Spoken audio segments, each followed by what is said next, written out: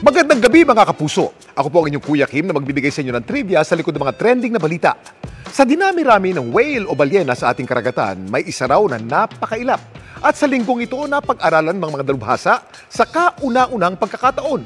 Ano nga ba ang klaseng balyena ang tinuturing ng world's rarest whale?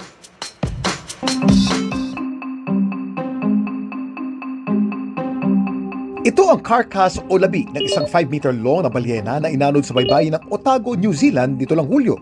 Maingat itong inasikaso ng mga eksperto.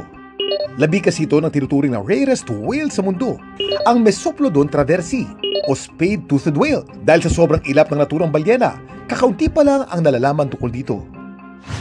Kaya sa linggong ito, 5 buwan mula nang madiskubre ang mga labi nito.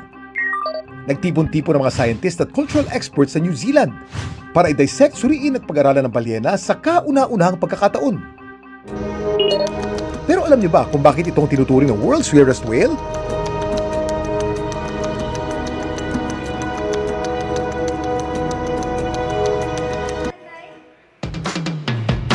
Ang Mesoplodon traversii ay isang beaked whale. Ibig sabihin, pahaba ang snout o nguso nito.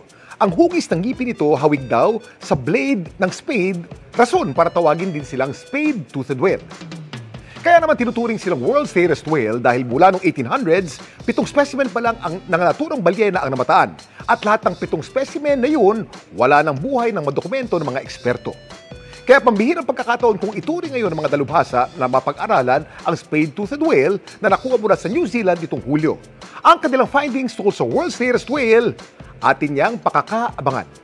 Samantala, para malaman ng trivia sa likod ng viral na balita, i-post o i-comment lang #Kuya Kim. Ano na? Laging tandaan, kimportante ang may alam. Ako po si Kuya Kim at sagot ko kayo 24 oras.